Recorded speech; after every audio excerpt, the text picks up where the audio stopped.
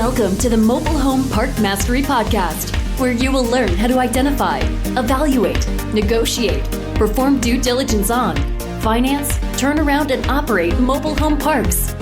And now, here is your host, the fifth largest mobile home park owner in the United States, Frank Rolfe.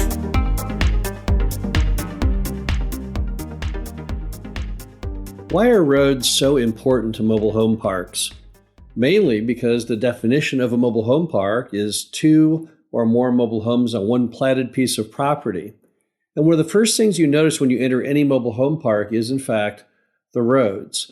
This is Frank Rolfe, the Mobile Home Park Mastery Podcast. We're going to talk about not only roads, but the various problems and pitfalls that come with using contractors to fix or replace your roads. Now, there are several kinds of pavers out there.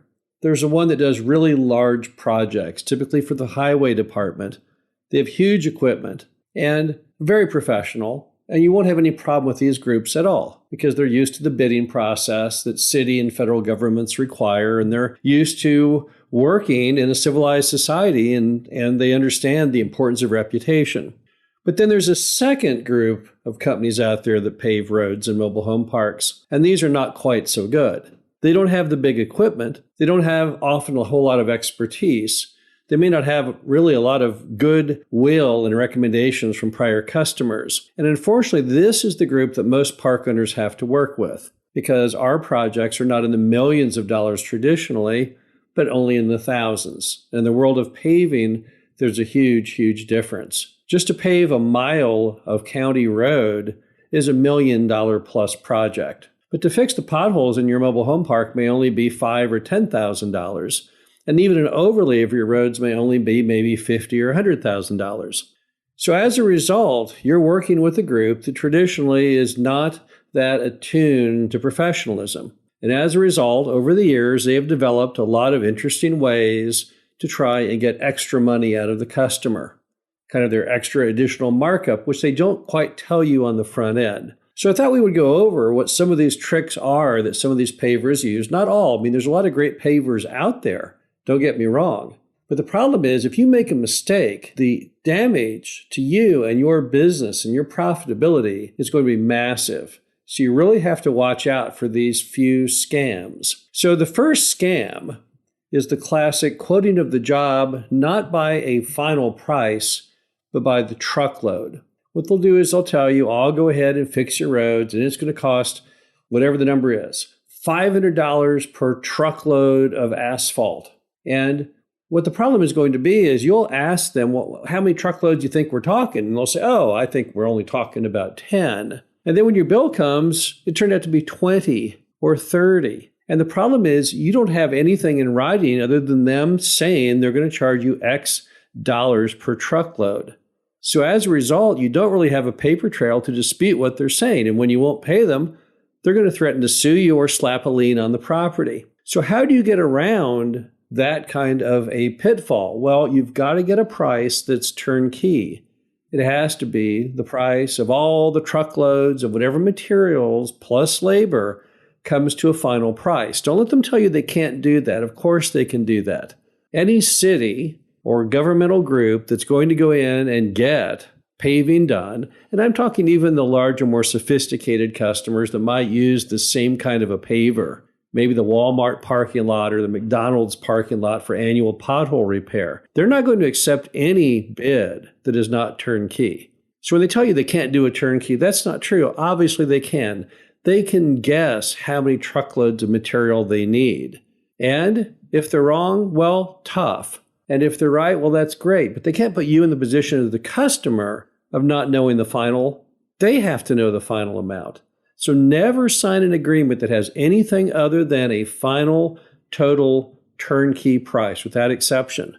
Now, another trick they'd like to do is change orders. So what happens is you get the contract. It tells you the total price. So you've jumped over that pitfall. And then here comes the final bill, and it's not the price that you had agreed to. It's now twice that amount.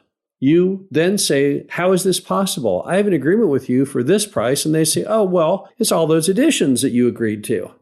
You say, I never talked to you about any additions. What are you talking about? And they say, no, we talked to your manager. While the guys were there paving, they asked the manager, hey, what would you think of some speed bumps? The manager said, yeah, that sounds great. And then we said, hey, manager, how about making a circle at the end of that dead-end street so the cars can turn around without backing up? And the manager said, terrific idea.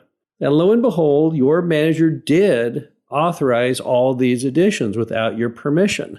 The problem is technically that manager is your agent. So since they agreed to these additions, there's not a whole lot you can do to undo what has been done.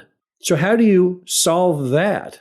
Put in the contract that no one, absolutely no one can agree to any additions to this paving agreement other than you, only you. And additionally, any agreement, any add-on has to be in writing, signed by you. That will eliminate the entire issue of the manager going and authorizing all these additional cost bumps. Bear in mind that the manager doesn't know any better, and the manager is kind of thrilled to be a decision maker. And the manager often lives in the park and wants to see these various improvements. So you're flirting with disaster if you let the manager authorize additions.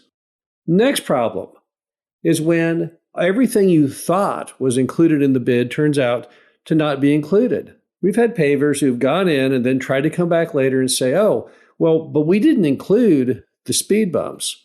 Or, oh, well, we didn't include putting those curbs in. And the problem is, yes, that was what was discussed. And once again, it's all going to tie back to your paper trail. Make sure that your written agreement with the paver includes everything. Do not leave anything untouched. Make sure that everything is stipulated in that agreement from one end of the property to the other. Don't let them gloss over and say, oh, yeah, well, we're just going to kind of go out there and kind of fix the roads like we talked about. They love to work in an area of nebulousness. Do not allow them to do that. Make sure that everything is pinned down to the letter, every bit of work that they do. Finally, the problem is when they don't finish the work correctly to begin with. So you ask them to fix the potholes and put a skim coat of asphalt over the roads, and lo and behold, at the end, they did a crummy job. The asphalt that they put down is not straight, it's not correct. Maybe one side of the street is a different height than the other. You've got to fight back on that. Don't pay them until it is completely and properly done. One big issue you'll have with pavers is that they'll always try and tell you, well, I really need that money for payroll on Friday. I really need the money to go down and buy the last of the materials. Could you go ahead and pay me now? Could you go ahead and advance me the money to finish the project? The answer must be no. You can't advance them until it is completely finished. The problem is if you get in the habit of paying any contractor, not just a paver, but anyone doing work on your park-owned homes or anything, if you pay them in advance, they may not show up and finish it. You have nothing built in to save the day when things go amiss. So what in the world are you going to do? Well, you're probably just going to take it on the chin, right? Don't do that to yourself. When a paver wants you to pay them before the end of the job, you must be firm and resolute and say, I can't do that. I'm not going to pay you until it's done and it's done correctly. Because otherwise, what's going to happen is, I can almost guarantee you, it's never going to be done to your satisfaction. And in some cases, they may not show up at all. Or you may be calling and chasing them forever trying to get the job done. Now, this is not to say, with everything I just discussed, that there aren't many pavers out there who will give you a firm written bid, parts and labor, in comes the bill, and it's completely accurate. But the problem is, if you let just one unscrupulous vendor sneak through and get you with any scam I just discussed, the impact of your business will be enormous, and it's completely unnecessary. As long as you are always resolute in the fact that you are not going to be taken advantage of, make sure you have a perfect paper trail. Make sure that everything in this agreement is stipulated as far as what work will be done and what it will cost. And make sure you do not pay them till it's all finished and correct. Then you shouldn't have any problems. This is Frank Rolfe, the Mobile Home Park Mastery Podcast. Hope you enjoyed this. Talk to you again soon. Thank you for listening to the Mobile Home Park Mastery Podcast. Be sure to visit us at mhpmastery.com to subscribe to the show, read our show transcriptions, and access all of our great information on mobile home park investing.